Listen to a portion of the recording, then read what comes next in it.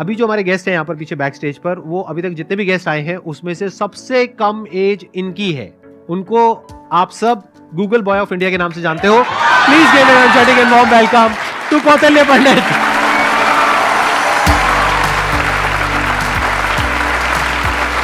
अरे अरे प्लीज बैठो। आपकी एज कितनी है पहले तो ये बता दो। तो अभी करंटली आई एम 14 ईयर्स जी। आपको पता है यहाँ पर जितने भी लोग आए हैं उसमें सबसे कम एज आपकी है अभी। लेकिन सर मतलब जितने भी लोगों से अब तक मैं मिला हूँ आपकी एज के, मतलब 40-50 साल के या 30 ईयर्स के, आपके जितने भी शोज देखे हैं उनमें मेरे को तो सबसे कम उम्र के आप लगे हो। अरे ये बताइए मेरे को कि आपकी ये शुरुआत कैसे हुई। जब मैं 5 साल का था तो मुझे लिखना पढ़ना कुछ नहीं आता था। फिर ऐसे ही था कि मैंने 10-15 दिन में ही मतलब लिखना पढ़ना, like all the alphabets and everything I learn them. तो उसके बाद गर्मियों की छुट्टियों की बात है, तो मेरे पापा जी एक स्कूल रन करते हैं छोटा सा गांव में, तो वहाँ पर मैं पढ़ता था। कहाँ के रहने वाले हो आप? मैं करनाल।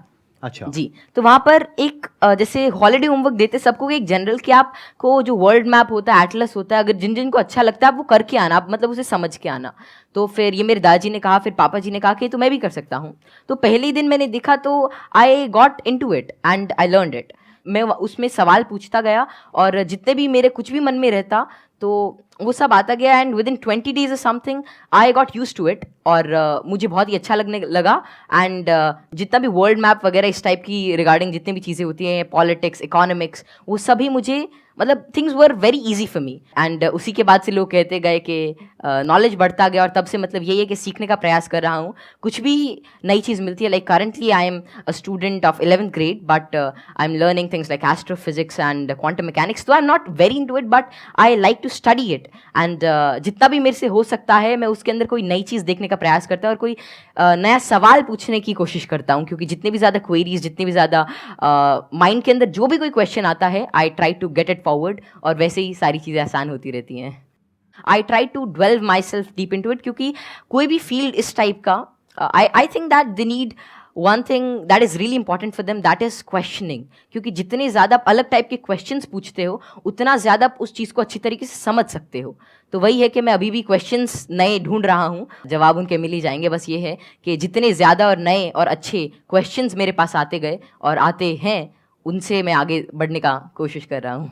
क्वांटम फिजिक्स में वेव पार्टिकल थ्योरी है जी सर। तो उसको आपने स्टडी किया होगा। हाँ, जैसे कि wave particle theory, dual nature of light and matter, वो सब, हाँ वो सब अभी धीरे धीरे मैं कर रहा हूँ। और स्पेशली अभी तो मैं एस्ट्रोफिजिक्स जो है वो ज़्यादा पढ़ रहा हूँ।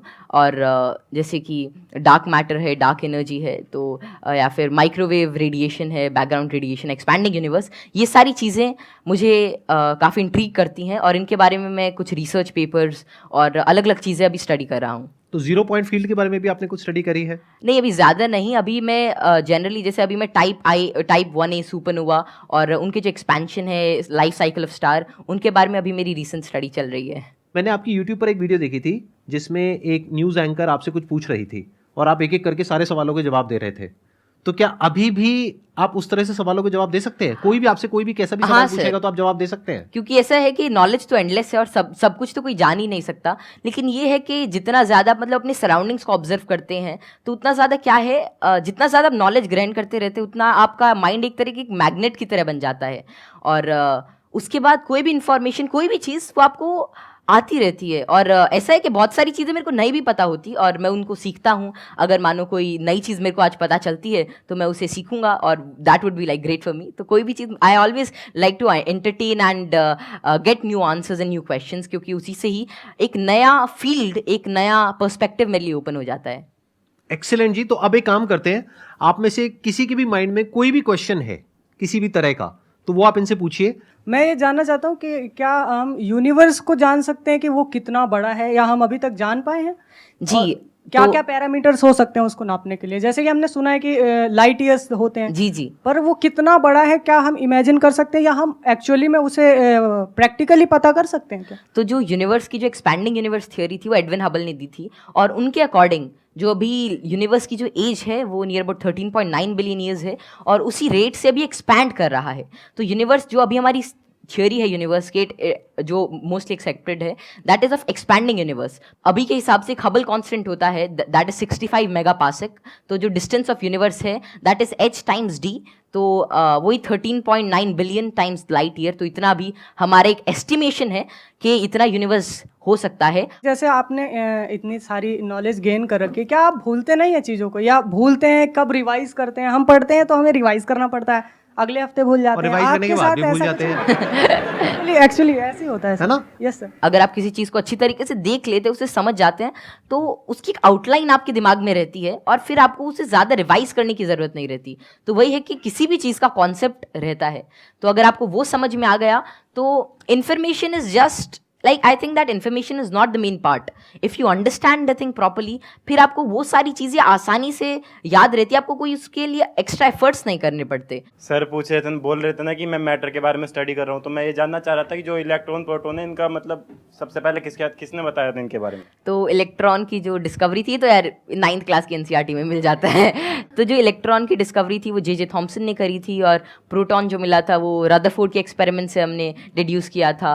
और चैडविक ने, मतलब जेम्स चैडविक ने, जो बेरिलियम की मतलब जो रेडियो एक्टिव सोर्स से डीके को स्टडी किया था, उससे न्यूट्रॉन के बारे में पता चला था। ये तो बहुत बेसिक क्वेश्चन है भैया, कुछ अच्छा पूछो। थोड़े अच्छे क्वेश्चन पूछो, क्या पूछ रहे हो आप लोग यार? टोटली। अब मुझे आपसे एक क्वेश्चन है कि आप जितने सेलिब्रिटी से मिलते हो, तो आप इतने जो मिलने से पहले जो बात करने का जो एक होता है नर्वसनेस, इसको कैसे दूर करें? आप जैसे संदीप सर से बात कर रहे हो और बड़े बड़े आप सेलिब्रिटी से मिले हो, तो आप किस तरह से इतना एक्सपीरियंसली आप बात कर लेते हो किसी से?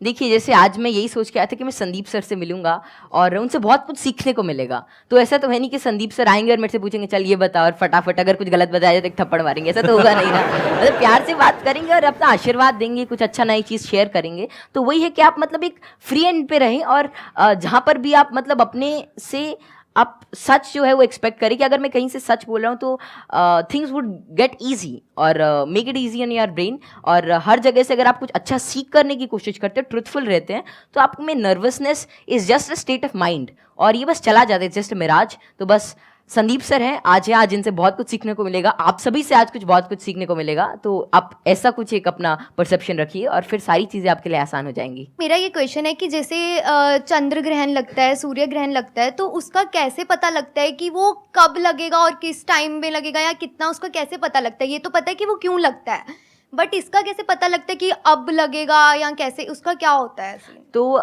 खैर ये जो टेक्नोलॉजी थी एस्टिमेट करने की कि कब सोलर एक्लिप्स, लूनर एक्लिप्स या कोई भी सेलेस्टियल मूवमेंट होगी, ये तो आज से मतलब कई हज़ार साल पहले ही डेड्यूस हो चुकी थी। और इसका रीज़न यही है कि ऑब्जर्वेशन से हम एवरेज टाइम निकाल सकते हैं। एक पैरेलैक्स एंगल आपने पढ़ा होगा कि उससे हम मतलब ये एवरेज स्पीड और एवरेज डिस्टेंस निकाल सकते हैं किसी भी चीज़ का, और उससे ही हम डिड्यूस कर सकते हैं कि कितना रेडियस है कि एक साल में इतना डिस्टेंस ट्रैवल करती है। फिर एपोजी पेरेजी, फिर केपलर्स लॉ लगा के सेमी मेजर एक्सिस वगैरह निकाल के, तो उससे हम उसका डिस्टेंस यूज़ कर सकते हैं, और फिर टाइम पीरियड से हम we can actually deduce it. और एक नई चीज़ लूनर एक्लिप्स वगैरह के बारे में ये है कि जैसे जैसे आजकल क्या है, जो due to tidal forces moon हमसे हर साल 3 सेंटीमीटर दूर जा रहा है। तो बहुत हज़ारों सालों बाद ऐसा होगा कि सन तो उतना ही रहेगा लेकिन चांद जो है वो छोटा हो जाएगा। तो उसके बाद मतलब एक्लिप्स जो होगी वो जिसे आजकल टोटल होती है उतनी नहीं होगी।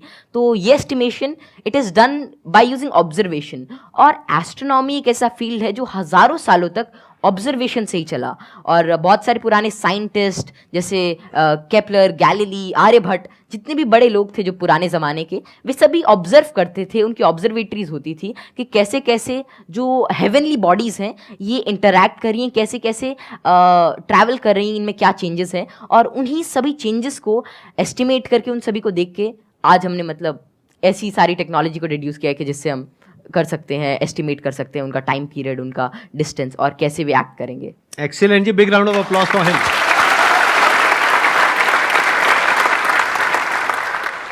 मैं ये पूछना चाहूँगा, जैसे यहाँ पर बैकग्राउंड हमारा होता है तो लोग कहते हैं कि इंटेलिजेंस जेनेटिक होता है, काफ़ी मतलब कि उसको बढ़ाने में बहुत ज़्यादा नहीं हम लोग कर सकते हैं। तो आपका इस पर क्या व्यू है कि इंटेलिजेंस, जैसे आईक्यू टेस्ट भी आप बार बार दोगे तो आपका आईक्यू का स्कोर बढ़ने लगेगा उसमें, तो आपका इसमें क्या कमेंट रहेगा कि इंटेलिजेंस के लिए आप क्या व्यू रखते हैं? ये ना बहुत इंटरेस्टिंग क्वेश्चन है जी सर। और मैं ये क्वेश्चन के आंसर से पहले एक बार, अगर आपके पेरेंट्स आए हुए हैं, आपके फादर हाँ, आए हुए हैं, पापा जी आए हुए हैं, मैं एक बार उनसे भी कुछ बात करना चाहूंगा। एक बार उनको माइक दीजिए।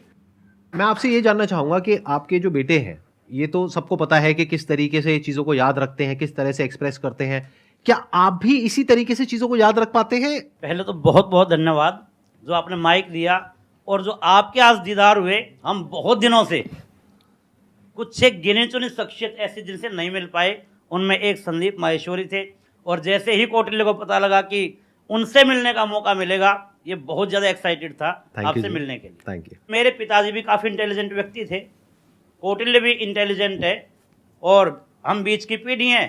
थोड़ा सा मैं कुछ कम हूँ, ये दोनों दादा पोता थोड़े ज़्यादा। बहुत ऐसे बच्चे हैं जो मेरे से बहुत ज्यादा इंटेलिजेंट है, मेरे को लगता है, जिनकी बात करने के ढंग से, जो इतने ज्यादा, आपने छोटे बच्चे को देखा होगा, बहुत अच्छे अच्छे सवाल पूछते हैं, मतलब वे कुछ भी पूछ लेते हैं, और मतलब आपको लगता है कि अरे नहीं, ये तो इससे मतलब एज से बहुत ऊपर की चीज़ है, मतलब या तो आप किसी और मूड में होते हो, और हम उसे इग्नोर कर देते हैं। तो जैसे जैसे हम सवाल पूछते हैं, उतना ज़्यादा हमारे अंदर एक मतलब चीज़ों को जानने के लिए एक चाह रहती है, और अगर हम वो उस क्यूरियोसिटी को कर्ब नहीं करते हैं, तो उतनी ही ज़्यादा मतलब वो बाद में सवाल पूछता है, उसके एक इंक्विजिटिव ब्रेन रहता है, और curiosity something that drives this intelligence, and I don't think that there is such a great involvement of IQ and genetics. लेकिन हाँ, अगर आपका मन है कि कोई चीज़ जानने का, कोई चीज़ करने का, then it's all about will power, और कितना आप उसमें टाइम डिवोट करते हैं, कितना आप क्यूरियोसिटी और इंटरेस्ट से काम करते हैं। Because even Richard P Feynman said, it really doesn't matter कि how much you know, but it matters कि आप कैसे चीज़ों के बारे में सोच रहे हैं, और कितना इन्फॉर्मेशन आपके पास है, कितना नॉलेज आपके पास है। It really doesn't matter until and unless you try to use that knowledge, और आप उस नॉलेज से कोई नई चीज़ को समझने का प्रयास करते हैं। और कोई नई चीज़ तभी आ सकती है जब आपके पास कोई नया सवाल होगा। आपने बड़ी अच्छी बात बोली कि क्यूरोसिटी हम सबके अंदर होती है। जी सर। लेकिन होता क्या है कि घर में जाकर के हम उल्टे पुल्टे क्वेश्चंस पूछते हैं, जबकि क्वेश्चंस उल्टे पुल्टे नहीं होते हैं, सामने वाले को समझ नहीं आता है तो उसके लिए उल्टे हो जाते हैं, तो वो उसको चुप करा देते हैं। हाँ, बच्चे को चुप करा देते हैं, और वहीं पे उसकी क्यूरोसिटी मर जाती है। उसके बाद में क्वेश्चनिंग खत्म हो जाती है, उसके बाद में वो रटना शुरू कर देता है। रटने में इंटरेस्ट तो आता नहीं है, तो ना तो अब रट पाते हैं ना समझ पाते हैं, बिल्कुल दोनों तरफ से चले गए। तो अब मैं ये आपसे जानना चाहूंगा कि क्या बचपन में जब आपने क्वेश्चनिंग करी, इस तरह के क्वेश्चंस पूछते थे, शुरू में तो आपने अपने पेरेंट्स से पूछा होगा या अपने आसपास में जो लोग थे उनसे पूछे होंगे जी। तो क्या आपको सपोर्ट मिला? क्या उन्होंने आपको एनकरेज किया, या उन्होंने भी आपको यही कहा कि क्या फालतू के क्वेश्चंस पूछ रहा है? नहीं, जैसे I think I was fortunate enough कि जितने भी मैं सवाल पूछता, कोई ना कोई मेरा जवाब दे ही देता था। और बात शुरू ऐसी होती थी कि मानो कोई घर पे कोई बात चल रही है किसी भी चीज़ को लेकर, मानो दे टॉकिंग अबाउट के एक इकोनॉमिक क्राइसिस है देश में, तो मैं उसके अंदर मैं सुनता रहता था, या कोई भी ऐसी चीज़ हो रही है, कोई स्पेस मिशन जा रहे हैं, मैं सुनता रहता था, मैं चीज़ों को ऑब्जर्व करता था। और वैसे ही मेरे जो भी सवाल आते, I was fortunate enough to get their answers. और मानो अगर मेरे को उसका जवाब नहीं भी मिलता तो मैं पूरे दिन उनसे पूछता रहता। तो एक तो मैंने भी कसम खा रखी थी कि जवाब तो चाहिए ही, तो मैं खाते हुए भी यही पूछता, नहाते हुए भी यही पूछता, और जो भी काम करता मैं मतलब मेरे दिमाग में वही रहता जब तक वो रिजॉल्व नहीं होता। तो ज़्यादा मेरे को दिक्कत नहीं आई, और मेरे को जल्दी ही जवाब मिल गया। और अगर कोई भी ऐसा रहता तो मतलब मैं भी ठीक था, और मेरे family and everything they supported me really well. तो यहाँ पे वो जो पेरेंट्स मुझे अभी देख रहे हैं उनके लिए एक बहुत बड़ा लेसन है कि अगर बच्चे कुछ क्वेश्चंस पूछते हैं तो उनके जवाब देने चाहिए, हमें पीछे नहीं हटना चाहिए, और अगर जवाब नहीं है तो हमें बोलना चाहिए हाँ हाँ, विद ऑल दी हम्बलनेस कि भाई हमारे पास में जवाब नहीं है, आप खुद फिगर आउट करो जाकर। मतलब सर जब मैं छोटा था तो इट वाज लीन लाइक 2013 और समथिंग, और तब मतलब यही इंटरनेट बहुत कम था, और तो यही था कि कोई सवाल मेरे मन में आता, शायद वो नहीं पता रहता, तो मेरे पापा जी एक डोंगल आता था, मतलब वोडाफोन का, बहुत महंगा उसका रिचार्ज था, मतलब ऐसे मतलब अभी चला तो एक वीडियो देखने के बाद ही खत्म हो जाता था तो फिर वो लाते, और मतलब मेरा जो भी सवाल रहता मेरे को उसका आंसर मिलता। तो ऐसे ही एटलस आती थी और कई सारी बुक्स थी, उन्होंने मेरी बहुत हेल्प करी। और अगर कभी मानो पर्सनल मतलब कोई और out of the box idea आता है, कोई क्वेश्चन आता, तो उसका जवाब मुझे किसी भी सोर्स से मिल जाता। थैंक यू जी, thank you Kautilya. Okay, pleasure meeting you.